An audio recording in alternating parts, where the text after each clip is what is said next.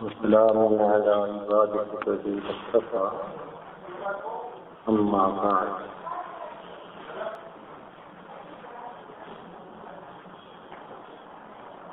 مسجد نبوی کے اندر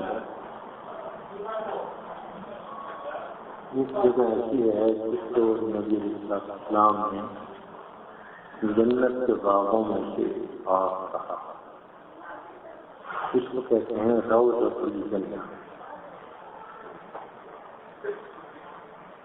عام طور پر ہم اپنی گفتگو میں ریاض الجنہ کہتے ہیں، یہ جنت، یہ روضۃ الجنہ، جنت کا باغ۔ نبی اسلام نے فرمایا ما بین بیتی و منبری روضۃ من ریاض الجنہ، جو جگہ میرے گھر اور میرے منبر کے درمیان، کیونکہ نبی علیہ السلام کا گھر بھی اللہ کے ہاں بڑی شان والا، اس کو حجرات کہا جاتا ہے، اور حجرات کے نام پر قرآن مجید کی ایک سورت ہے الحجرات، جس میں اللہ تعالیٰ فرماتے ہیں ان الذین ینادونک من وراء الحجرات اکثرهم لا یعقلون۔ کہ میرے محبوب صلی اللہ علیہ وسلم، جو لوگ آپ کو حجرات کے باہر دیکھتے ہو کر پکارتے ہیں باہر آنے کے لیے، کہتے ہیں ان میں سے اکثر ایسے ہیں جن میں عقل نہیں ہے، آپ کی شان نہیں پہچان ہے۔ ان کو چاہیے تھا وَلَوْ أَنَّهُمْ صَبَرُوا حَتَّى تَخْرُجَ إِلَيْهِمْ، کتنا اچھا ہوتا کہ یہ لوگ صبر کرتے حتیٰ کہ آپ خود تشریف لے آئے۔ صحابہ رضی اللہ تعالیٰ عنہ کی محبت کو یاد آ، کہتے ہیں کہ رات کو جب سوئے ہوئے ہوتے تھے آنکھ کھل جاتی تھی، نبی کے ساتھ شام کی محبت جوش مارتی تھی۔ آج کے دور میں دل مس کرتا تھا نبی اسلام کو، تو وہ اپنے گھروں سے نکل کر آتے تھے، گھنٹوں حجرات کے باہر کھڑے ہو کر یہ دیکھتے رہتے تھے کہ یہ وہ جگہ ہے جہاں میرے محبوب آرام فرمائے۔ ایسی محبت چین نہیں آتا۔ تو نبی اسلام نے فرمایا کہ ان حجرات اور منبر کے درمیان، نبی اسلام کا منبر سب سے پہلے سمیر داری رضی اللہ تعالیٰ نے بنوا کر دیا تھا، اور نبی اسلام نے اس کے بارے میں ارشاد فرمایا کہ جنت میں ایک درجہ اونچا ہوگا تو میرے منبر کو اس کی سیڑھیاں بنانا چاہیے، میرے منبر کے اوپر چڑھ کے لوگ جنت کے اندر داخل ہوں۔ یہ نبی اسلام کے منبر سے تصویر رکھتے تھے کہ اللہ تعالیٰ اس کو جنت کی سیڑھیاں بنائے۔ تو درمیان کے حصے کو فرمایا کہ یہ جنت کے باغوں میں سے باغ، چنانچہ خوش نصیبی ہے کہ اس جگہ پر اللہ تعالیٰ نے بیٹھنے کی، تلاوت کی، نماز پڑھنے کی توفیق عطا فرمایا۔ اس روضۃ الجنہ میں کچھ سکون ہے، جیسے کوئی بھی عمارت بنانے کے لیے کالم بنایا جائے تو وہاں کالم لگے ہوئے ہیں۔ اب وہ جو کالم ہیں ان کو نام دیتے ہیں کہ ان میں سے ہر کالم کے قریب کوئی نہ کوئی اہم بات ہوتا ہے۔ تو آج بھی ریاض الجنہ میں وہ سکون اس واقعے کی بات کی یاد دلاتا ہے۔ چنانچہ عربی میں اس سکون کو استوانا، تو استوانا کا مطلب کیا ہوتا ہے کہ یہ سکون یہاں کی خاص بات ہے۔ مثلاً ان میں سے ایک ہے استوانے عائشہ، یہ کون سی جگہ ہے؟ یہ وہ جگہ ہے جہاں جب قبلہ تبدیل کیا گیا تو نبی علیہ السلام نے سارا روز یہاں پر نماز کی امامت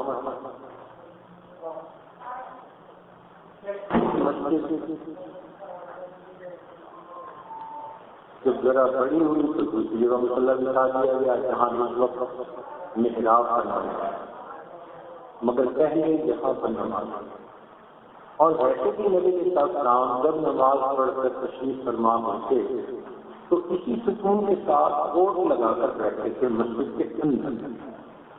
تو مجلس بھی ہوتی تھی اس کے بعد جیسے امام مقتدیوں کی طرف متوجہ ہو کر بیٹھ گئے. چنانچہ نبی علیہ السلام نے ارشاد فرمایا کہ روضۃ الجنہ میں ایک ایسی جگہ ہے کہ اگر میں تمہیں اس جگہ کی فضیلت بتا دوں تو مجھے ڈر ہے کہ تم آپس میں جھگڑا نہ کرو اس جگہ پر نماز پڑھنا. اب بتائیے کہ یہ کتنی مقام والی جگہ ہوگا کہ جس جگہ پر نماز پڑھنے کے لیے تم آپس میں کہیں جھگڑا نہ کرو. تو نبی علیہ السلام نے عائشہ صدیقہ رضی اللہ تعالی عنہا کو اس جگہ کی نشاندہی فرما دی. چنانچہ عائشہ صدیقہ عنہا یہ روایت کی بات ہے. بعض صحابہ نے پوچھا کہ وہ کون سی جگہ ہے؟ میں نے بتایا یہ کہ ممکن ہے کہ آپ لوگ اس میں جگہ نماز پڑھنے کے لیے جھگڑا کرتے. چنانچہ اس مرتبہ عبداللہ بن زبیر رضی اللہ تعالیٰ عنہ جو عائشہ صدیقہ رضی اللہ تعالیٰ عنہ کے خان تھے، ام سلمہ رضی اللہ تعالیٰ عنہ کے بیٹے، اور جب پیدا ہوئے تھے تو بڑی بہن نے جیسے چھوٹے بچے کو چھوٹی بہن کی گود میں ڈال دی تو انہوں نے عائشہ صدیقہ کی گود میں ڈال دیا کیونکہ ان کے یہاں اولاد نہیں.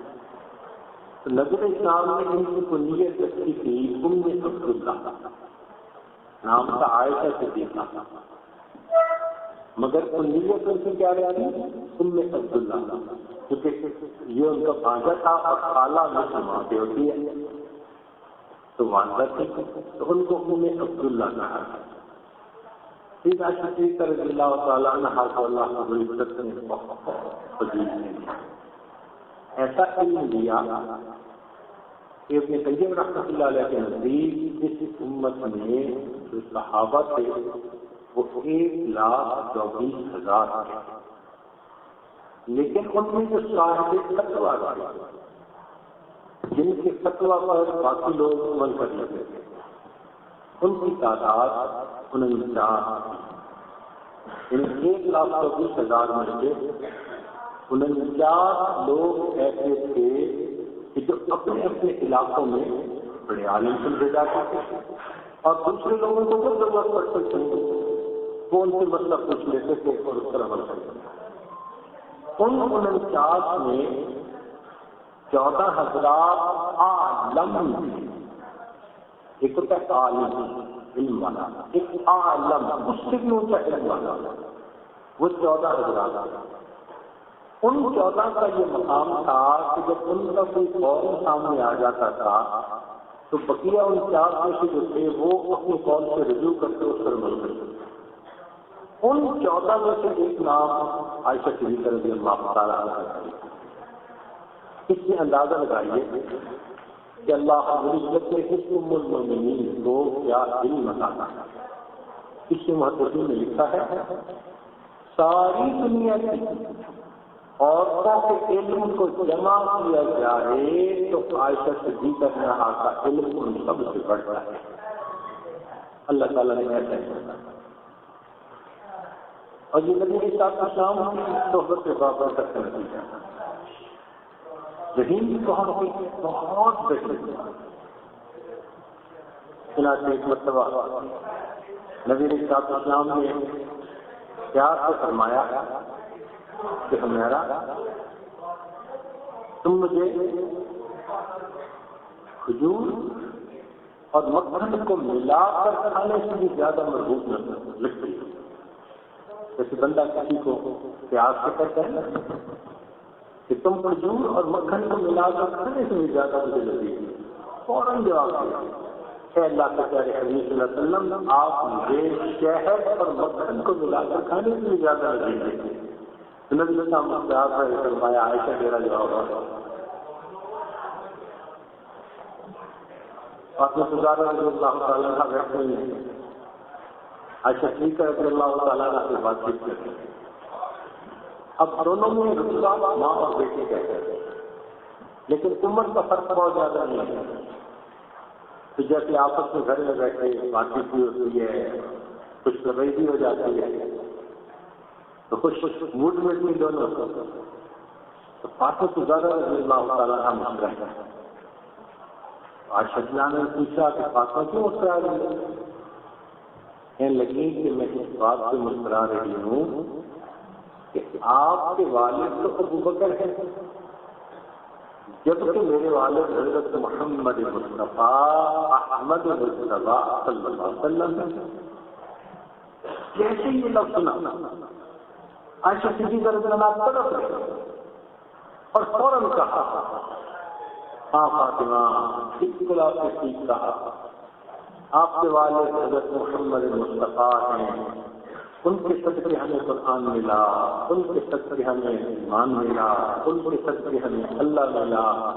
یہ سب نعمتیں ان کے صدقے ملی. نبی اسلام کی جی بھر کے تاریخیں، نبی اسلام کی جی بھر کے تاریخیں اور تاریخیں کرنے کی بات کہنے لگی. فاطمہ ایک بات میرے بھی ذہن میں آ رہی ہے. انہوں نے پوچھا کیا؟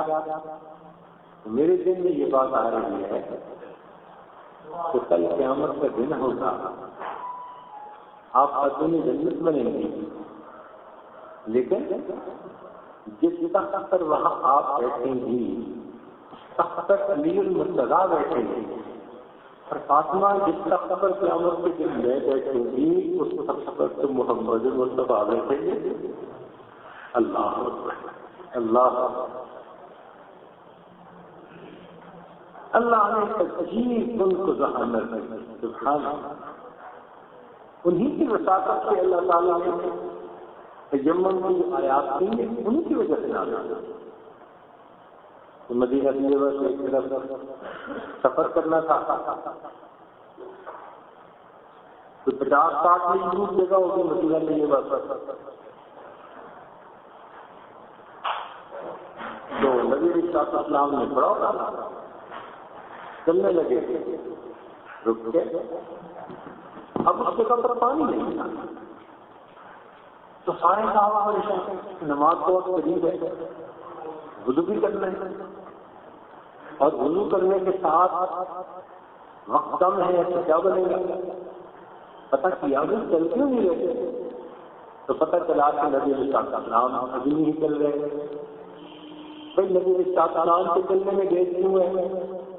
پتہ چلا کہ عائشہ صدیقہ رضی اللہ تعالیٰ عنہ کے پاس ایک ہار تھا جو گم ہو گیا، اور اس ہار کی تلاش میں ان کو دیر لگ رہی ہے اور نبی اسلام بھی رکے ہوئے. اب ابو بکر صدیق لانوں کو پتہ چلا تو وہ تشریف لائے اور انہوں نے عائشہ صدیق لانوں کو ڈانٹ لگایا.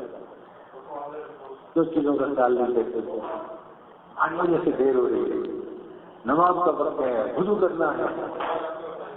خیر یہ چپ رہی، مگر تھوڑی ہی دیر گزری تھی کہ ادھر سے کم ہوتا جا رہا تھا نماز کا، ادھر سے نبی علیہ السلام کے اوپر آیات ادھر آئی جن میں اللہ رب العزت نے فرما دیا کہ اگر وضو کا پانی موجود نہ ہو تو اس موقع پر ان کو تیمم کر لینا چاہیے.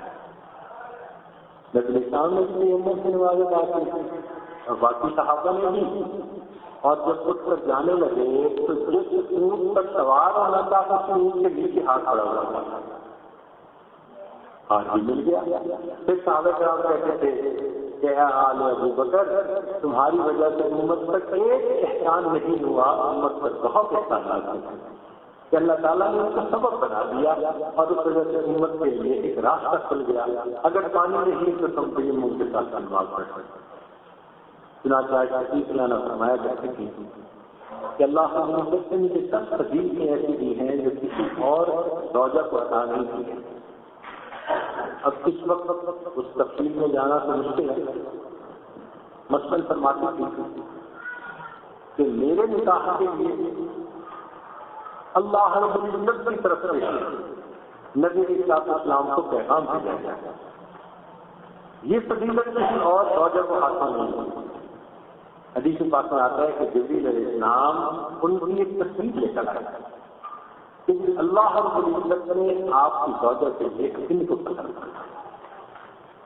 اور جب نبی علیہ السلام نے وہ دکھائی قریب کی عورتوں کو تو انہوں نے کہا یہ روز صدیق کی بیٹی. پھر فرماتی تھی کہ میں ہی ہوں کہ جن کے ساتھ نبی علیہ السلام نے نکاح کیا جبکہ وہ سواری تھی. باقی ازواج یا تو مطلقہ تھی یا بیوہ تھی مگر تھی شادی. اور عاشق کے رضی اللہ تعالیٰ عنہ وہ زوجات کی جو سواری تھی اور ان کے ساتھ نبی علیہ السلام نے نکاح. یہ فضیلت بھی اللہ نے مجھے دی.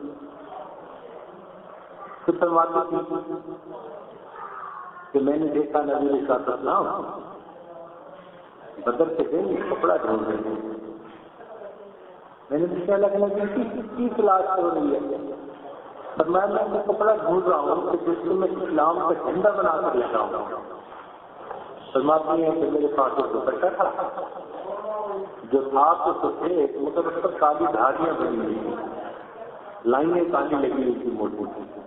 میں نے اس کا دوپٹہ دیکھ کر دیا. نبی علیہ السلام نے میرے دوپٹے کو اسلام کا جھنڈا بنا کر لگایا. اور فرمایا کرتے تھے کہ میرے ہی بستر پر نبی علیہ السلام کے اوپر وحی نازل ہوئی. میرے ہی لیے اللہ رب العزت نے براءت کی آیتیں قرآن مجید میں نازل کی. یوسف علیہ السلام پر بہتان لگا, بچے نے گواہی دی. بی بی مریم پر بہتان لگا, عیسیٰ علیہ السلام نے گواہی دی. اور سماعتی تھی مجھ پر بہتان لگا تو مخلوق میں سے کوئی گواہی دے سکتا تھا مگر قربان جاؤں رب رحمان نے میری پاک دامنی کی گواہی. اور سماعتی تھی کہ جب نبی علیہ السلام کی وفات مبارکہ ہوئی تو میری گود میں ہی آپ کا سر مبارک تھا. اور سماعتی تھی کہ جب آپ نے آرام فرمایا تو میرے حجرے میں ہی نبی علیہ السلام. تو یہ اصل میں حجرہ عائشہ صدیقہ تھا جہاں نبی علیہ السلام کے سب آرام فرما رہا ہے. یہ 9 حجرات قریب قریب تھے. تو اس ستون کو اس زمانے عائشہ کہا گیا. کیوں کہ عائشہ صدیقہ رضی اللہ تعالیٰ عنہا کی وجہ سے جگہ کی نشان دیتی تھی. چند نوجوان تھے, انہوں نے پوچھا ملمنی نے انکار کر دیا. ان میں عبداللہ بن زبیر تھے تو باقی تو سارے پردے کے پیچھے تھے, گھروں کو چلے گئے. عبداللہ بن زبیر کے جو بھانجے تھے یہ ان کے جانے کے بعد ہم چلے گئے, اپنی خالہ کو مل گئے. اچھا جو باقی تھے وہ بھی بڑے سمجھدار تھے. ان کے دل میں خیال آیا کہ یہ اندر گئے نا تو یہ جا کے ضرور اٹھی اور ام المؤمنین ان کو بتا دیں گے. تو اگر ان کو بتا دیں گی تو سامنے رہے گی آج اس جگہ پر نقل پڑیں گے. اچھا وہ جانے کی جگہ چھپ کر سکتے. چنانچہ عبداللہ بن زبیر رضی اللہ تعالیٰ عنہ اندر گئے اور خالہ کو ضرورت واجب کی کہ خالہ بتا دیں پلیز پلیز. اب وہ ماں ہوتی ہے دل نرم ہو گیا, بتا دیا فلان جگہ. چنانچہ عبداللہ بن زبیر نے باہر آئے اور انہوں نے آ کر اس ستون کے قریب نماز جب پڑھی تو باقی دوست بھی آ گیا, چل لگے پتہ چل گیا بتاؤ یہ. تو اس جگہ کو اس سوانے عائشہ سے پوچھا تھا کیونکہ نبی علیہ السلام نے یہاں مسجد بھی رکھی, نماز کی امامت بھی کروائی اور قبولیت کے دعا کی جگہ بھی بتائی. اس لیے روضۃ الجنہ میں یہ قبولیت کے دعا کی بڑی ہے. آپ کوشش کریں جب جائیں تو بغیر گٹم تیل کے اگر ممکن ہو سکے تو وہاں پر 2 رکعت نفل پڑھیں. اور طریقہ اس کا یہ ہے کہ آپ آرام سے جائیں اور ایک جگہ کھڑے ہو جائیں. اس میں آپ کو آدھا پونا گھنٹہ لگے گا، جگہ بن پر جائے آگے جگہ بن پر جائے آگے تھوڑی تھوڑی دیر بعد کوئی نہ کوئی تو ہلتا جلتا رہتا ہے، وہ تو دھکا نہ دے گی، نہ تکلیف دیں نہ تکلیف اٹھائیں، اللہ سے دعا مانگتے رہے، جگہ کا پتہ چل گیا تو جب وہاں جائیں تو 2 رکعت پڑھ کر اپنی بخشش کے لیے اور امت میں جو پریشانیاں ہیں ان کے لیے ضرور دعائیں مانگا کریں۔ تو اس سوانہ کا نام پڑ گیا سوانہ عائشہ۔ دوسرا ہے سوانہ ابی لبابہ، یہ ایک صحابی کے تاجر سے تجارت کرتے تھے، تجارت میں ان کے پاس مسلمان بھی آتے تھے، یہودی بھی آتے تھے، اس زمانے میں وہ تجارت کرنی گئی تھی۔ جب یہودیوں نے جنگ خندق کے اندر بدعہدی کی اور مسلمانوں کا ساتھ دینے کے بجائے انہوں نے کافروں کا ساتھ دیا تو نبی علیہ السلام کو اس کے اوپر بہت غصہ تھا، چنانچہ آپ نے بات میں ارشاد فرمایا کہ ہم ان یہودیوں سے شاہدان ہیں۔ تو آپ نے تیاری کروائی، یہودیوں نے پیغام بھیجا کہ یہ ابو لبابہ ایسا آدمی ہے کہ ہمارا بھی ان کے پاس آنا جانا ہے، تو آپ ان کو ہمارے پاس بھیجیں، یہ ہمیں بات سمجھائیں آپ کیا چاہتا ہے۔ نبی علیہ السلام نے ان کو بتا دیا کہ اگر یہ ڈاکو آئیں گے تو ہم ان کے مردوں کو قتل کریں گے، بوڑھوں کو اور عورتوں کو چھوڑ دیں، مگر منع بھی فرما دیا کہ تم یہ بات ان کو نہ بتانا۔ اب یہ جب گئے تو ان یہودیوں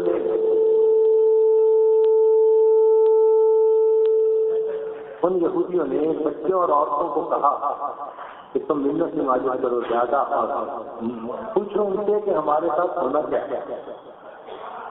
اب یہ بتا تو سکتے نہیں تھے، انہوں نے بتایا نہیں، لیکن بڑے اصرار کے بعد ادھر سے اصرار ادھر تک انکار، ادھر سے اصرار ادھر تک انکار، بہت ہی حد ہو گئی۔ تو اس وقت اس صحابی نے اشارہ اپنی طرف یوں کرتے پھر یوں کرتے ہاتھ سے اشارہ کرتے، جس سے کہ ان کو اندازہ ہو گیا کہ ہمارے ساتھ ہونے کے حوالے ہے۔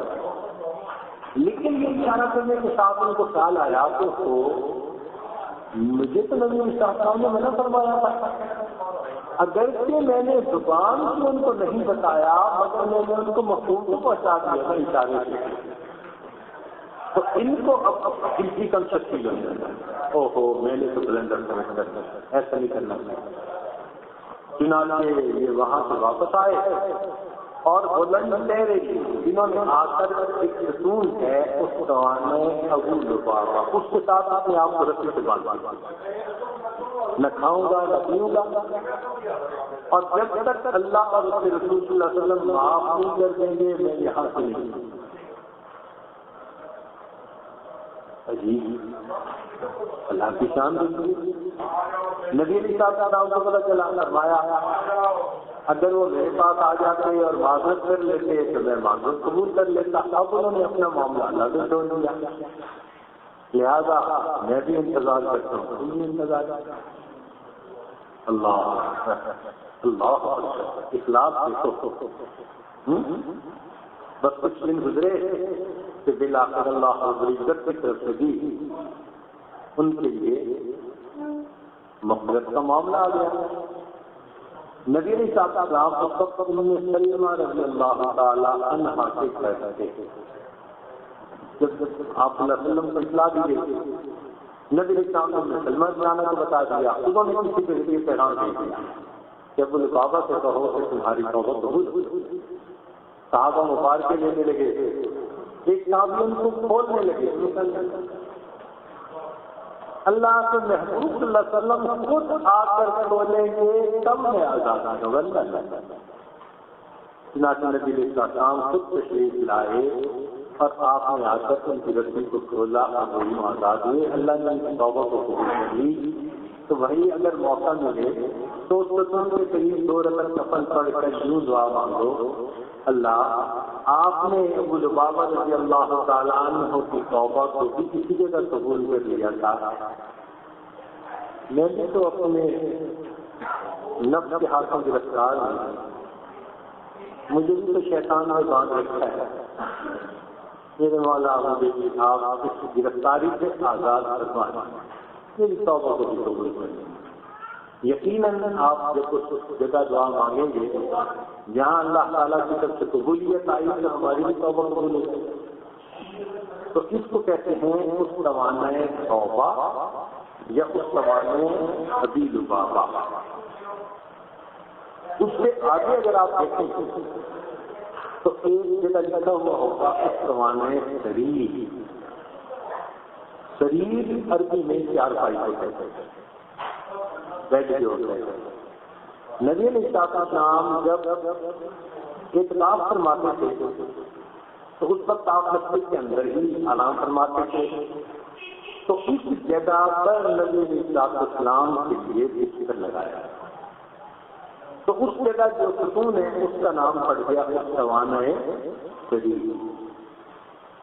پھر اس کے قریب ایک اور ستون آپ کو نظر آئے گا جس پر لکھا ہوگا اس توانائے ہر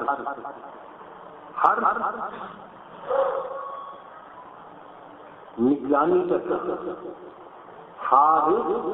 سیکورٹی گارڈ کو کہتے ہیں عربی زبان میں. جب نبی علیہ السلام مسجد نبوی میں اعتکاف فرماتے تھے اور آرام فرماتے تھے تو پبلک پلیس تھی, گھر تو نہیں تھا نا, تو پبلک پلیس سے تو کوئی بندہ بھی آ جاتا ہے.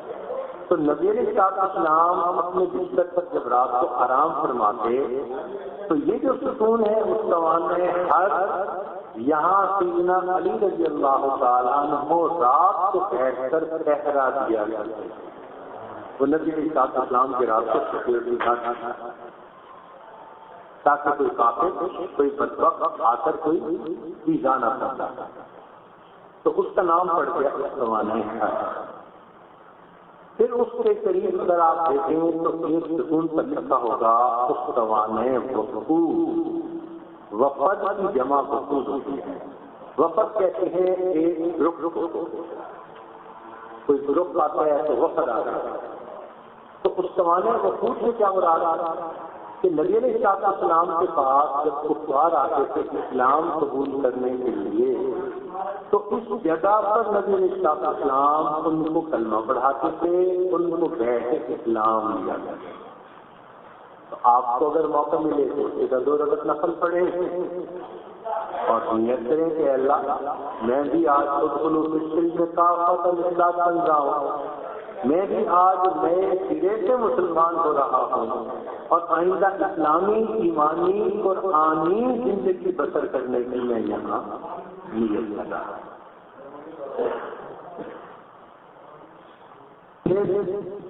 ایک ستون اندر ہے جو اب 4 دیواری کے اندر آ گیا, اس کو ہم دیکھ نہیں سکتے.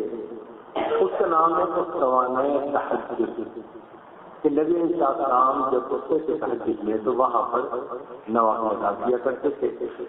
وہ جالیوں کے اندر جگہ ایک جگہ قبلہ کی طرف جو محراب نبوی یا منبر نبوی کے قریب ہے وہ ابھی باقی ہے. اس کا نام ہے اس توانائے مخلقہ یا اس توانائے حنان. یہ کیا کھجور کا ایک تنا تھا. نبی علیہ السلام جب جمعے کا خطبہ دینے لگتے تو اس ستون کے ساتھ ایک لگا کر خطبہ دیتے. تمیم داری رضی اللہ تعالیٰ مسلمان ہوتے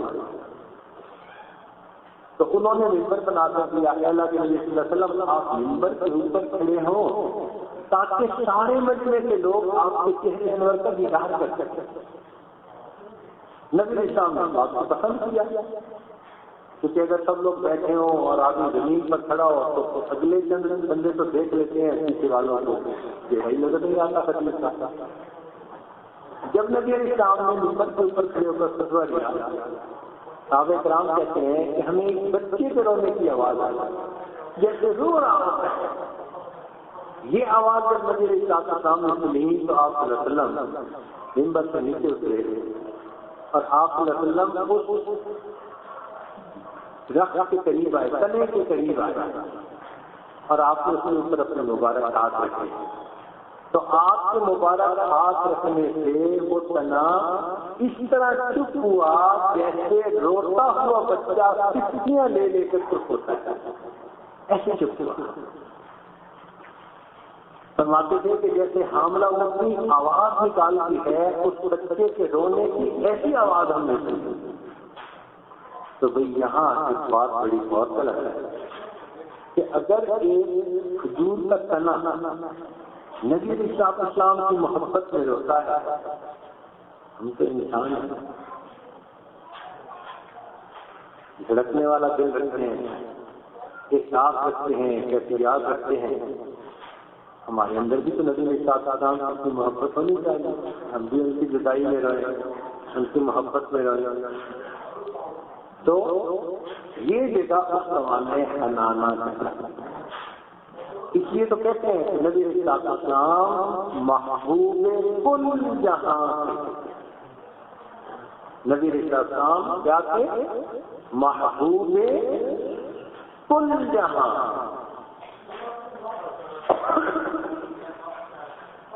جمادات کے محبوب، نباتات کے محبوب، حیوانات کے محبوب، انسانوں کے محبوب، ملائکہ کے محبوب، سب کے محبوب، محبوب کل جہاں۔ دیکھیے جمادات میں نبی علیہ السلام کی مبارک ہاتھوں میں کلمہ پڑھتے ہیں، پتھر نبی علیہ السلام کو محبت کرتے ہیں۔ چنانچہ نبی علیہ السلام نے فرمایا احد جبل یحبنا ونحبہ، احد ایک پہاڑ ہے، یہ ہم سے محبت کرتا ہے، ہم احد سے محبت کرتے ہیں۔ پہاڑ اللہ کے محبوب سے محبت کرتا ہے۔ چنانچہ ابو بکر صدیق رضی اللہ عنہ کے گھر دو پتھر تھے، ایک کا نام تھا متکلم اور ایک کا نام تھا متقی۔ وہ کیا کہ جب نبی علیہ السلام تشریف لاتے تھے تو جس پتھر کا نام تھا متکلم، وہ نبی علیہ السلام کو دیکھ کر آپ صلی اللہ علیہ وسلم کو سلام کیا کرتا تھا، اور جو دوسرا پتھر تھا نبی علیہ السلام جب بیٹھتے تو اس کے ساتھ تکیہ لگاتے تھے، کوٹ لگاتے تھے، تو اس کا نام متقی پڑا۔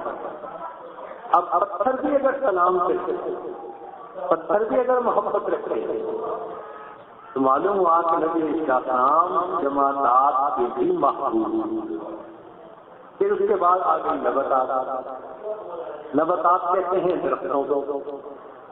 چنانچہ نبی علیہ السلام جس راستے پر تشریف لے جاتے تھے، حدیث کے پاس میں آتا ہے کہ جو درخت ہوتے تھے وہ جھک کر سلام کیا کرتے تھے۔ نبی علیہ السلام جہاں اپنی ضرورت سے فارغ ہونے کے لیے بیٹھنا چاہتے تھے تو قریب قریب کے درخت اپنی جگہ سے چل کر اس جگہ پردہ بنا لیا کرتے تھے،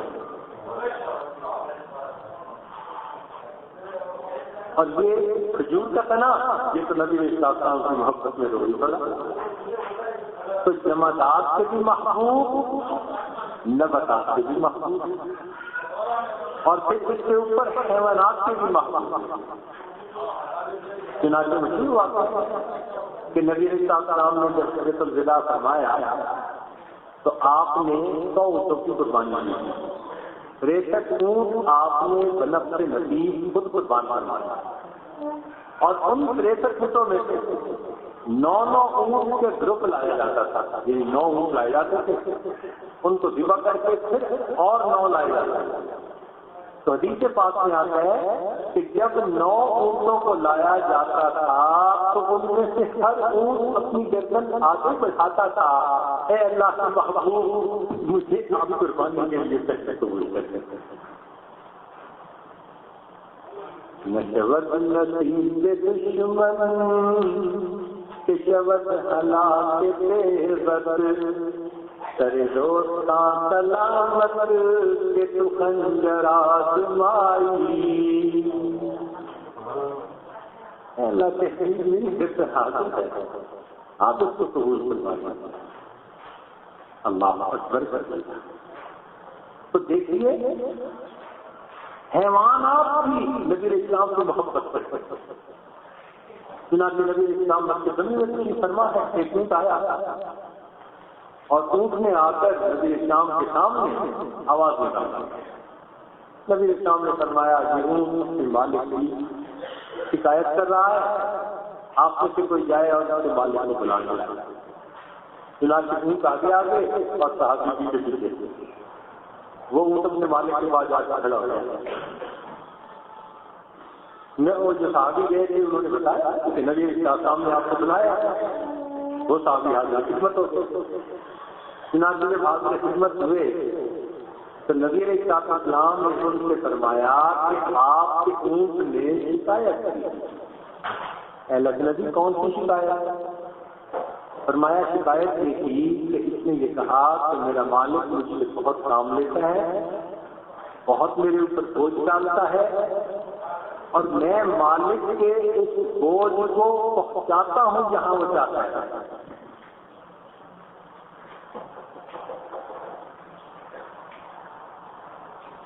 اور صحابی نے یہ کہا کہ یہ اونٹ رات کو مجھے سونے نہیں دیتا۔ صحابی نے کہا کہ یہ اونٹ میرا رات کو مجھے سونے نہیں دیتا، میں جب سوتا ہوں تو یہ چیخیں مارتا ہے، آواز نکالتا ہے، اونٹ میری آنکھ کھل جاتی ہے۔ اے اللہ کے نبی صلی اللہ علیہ وسلم میں سو نہیں سکتا رات کو۔ تو نبی اسلام نے اونٹ کو بلوایا اور اس سے پوچھا کہ بتا تو سونے کیوں نہیں دیتا؟ اس نے کہا اللہ کے نبی صلی اللہ علیہ وسلم میرے مالک نے سچ کہا، ہم دونوں سارا دن مشقت سے کھاتے ہیں، سامان ایک جگہ سے دوسری جگہ پہنچاتے ہیں، میرا مالک مجھے چارہ بھی ڈالتا ہے، خیال بھی رکھتا ہے، بات اتنی سی ہے کہ یہ تھکے ہوئے ہوتے ہیں اور مغرب کے بعد آ کر یہ کھانا کھاتے ہیں اور پھر سوچتے ہیں کہ چلو میں تھوڑی دیر کے لیے کمر سیدھی کر لوں۔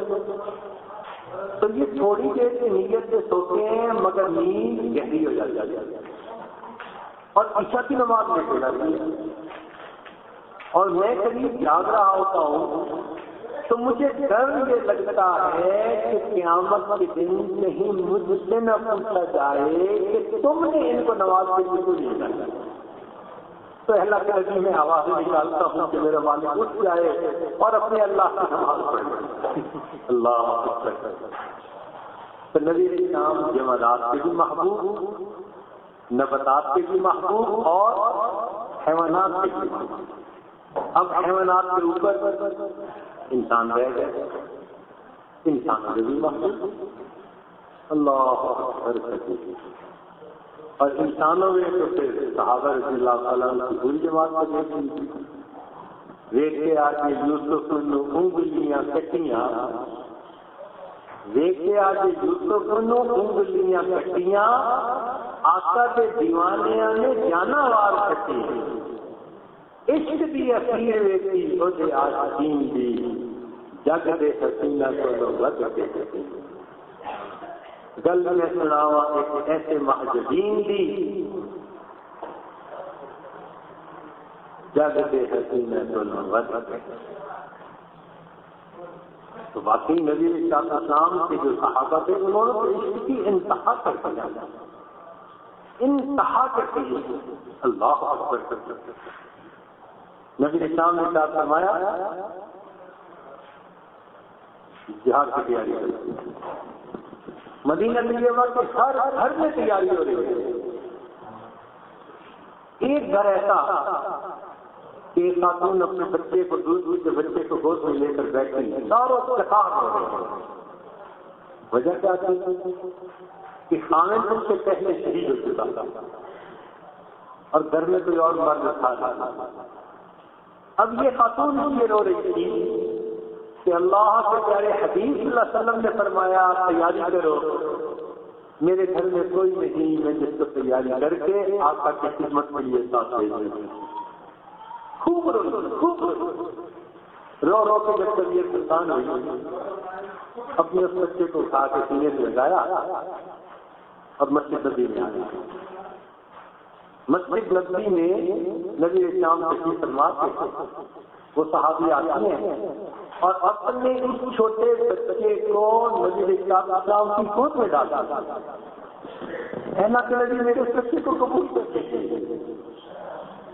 نبی اسلام حیران اس لیے جہاد کے لیے فرمایا نہیں چھوٹا بچہ یہ کیسے جہاد کرے گا, یہ تو نہیں کر سکتا.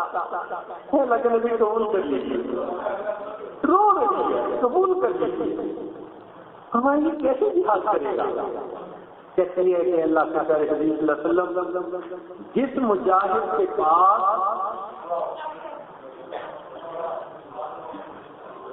ڈھال نہ ہو میرا بچہ اس کے حوالے کر دیجیے.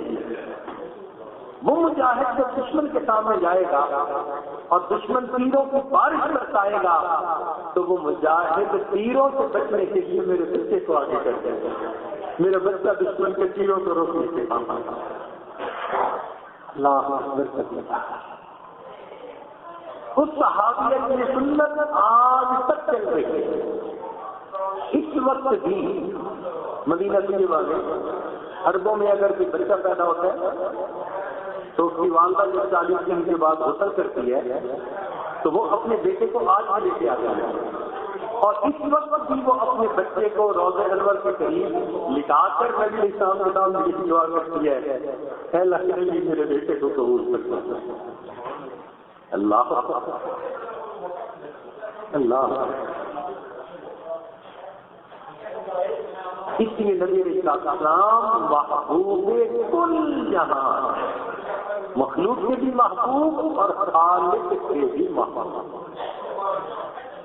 تو بھائی ہمیں بھی جو دن باقی رہ گئے نبی السلام کی محبت میں اس وقت کو وہاں پر گزارنا چاہیے, دعائیں کرنی چاہیے, رشید پڑھنا چاہیے.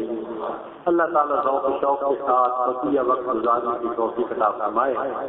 کل آخری بیان ہوگا الوداعی, تو پرسوں روانگی ہے تو پھر لوگ اپنا سامان باندھ رہے ہوں گے, جانا ہوگا, ضروریات ہوتی ہیں. تو کل انشاءاللہ کل منگل ہے, ہاں کل انشاءاللہ ہم اس سفر کا الوداعی بیان کریں گے اور الوداعی دعا کر دیں گے. وآخر دعوانا الحمدللہ رب العالمین.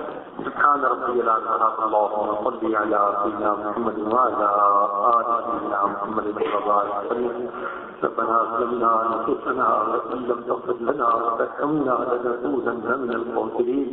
اے مالک ہمارے آج بھی بندے ہمارے گناہوں کو معاف فرما, خطاؤں سے درگزر فرما, عیبوں کو درگزر فرما. اے کریم آقا کہ آپ کے پیارے نبی صلی اللہ علیہ وسلم کا مدینہ ہے, یہاں سکینہ نازل ہوتی ہے. اے اللہ یہ سکینہ ہمارے دل میں بھی نازل فرما دیجیے. اے اللہ یہ مدینہ طیبہ ہے, اللہ کی برکت سے ہمیں حیات طیبہ عطا فرما دیجیے. رب کریم آپ کے پیارے حبیب صلی اللہ علیہ وسلم نے فرمایا کہ جو میری اس جگہ پر حاضر ہوا وہ جبردست شفاعت میرے اوپر اس کی شفاعت واجب ہو گئی. اللہ کے قیامت کے دن اپنے حبیب کی شفاعت عطا فرما دیجیے. رب کریم اپنے ظاہر کو ہمیں ایک ایک سنت کے ساتھ مدین کرنے کی توفیق عطا فرما دیجیے. اللہ ہمارے من کو بات سے منور فرما. رب کریم ہمیں دین کی خدمت کے لیے قبول فرما. اے اللہ جہاں جو ہم نے مانگا ہماری ہر دعا کو قبول فرما. رب کریم رحمتوں کا معاملہ فرما. اے اللہ ہماری دعاؤں کو اپنی رحمت سے قبول فرما دیجیے. رب کریم رحمتوں کا معاملہ فرمائیے. اے اللہ جیسے آپ نے اپنی رحمت کے ساتھ ہمیں روضۃ الجنہ میں نماز پڑھنے کی توفیق عطا فرمائی, داخل ہونے کی توفیق عطا فرمائی. اے اللہ آپ نے دنیا کی اس جنت میں داخلہ کرنے کی اجازت فرما دی. اے اللہ اب آخرت میں بھی ہمیں جنت میں داخلے کی توفیق عطا فرما. آخرت کی جنت سے محروم نہ فرما. میرے مولا ہمارے گناہوں کی وجہ سے ہمیں رد نہ فرما. اے اللہ آپ کے حبیب صلی اللہ علیہ وسلم نے فرمایا میرا مدینہ پتھر کی مانند ہے, کرے کو کھوٹے سے جدا کر دیتا. اللہ ہمیں کھوٹا نہ بنا. میرے مولا اپنی رحمت سے ہمیں قبول فرما دے، کھڑا فرما دے، اللہ ہمارے من کو پاک فرما دے، رب کریم رحمتوں کا معاملہ فرما، جو مانگا وہ بھی عطا فرما، جو مانگنا چاہیے تو نہیں مانگ سکے وہ بھی عطا فرما۔ اے اللہ سر کے بالوں سے لے کے پاؤں کے ناخنوں تک انگ انگ کو نبی علیہ السلام کی محبت سے لبریز فرما، اپنی محبت سے لبریز فرما۔ صلی اللہ تعالی علیہ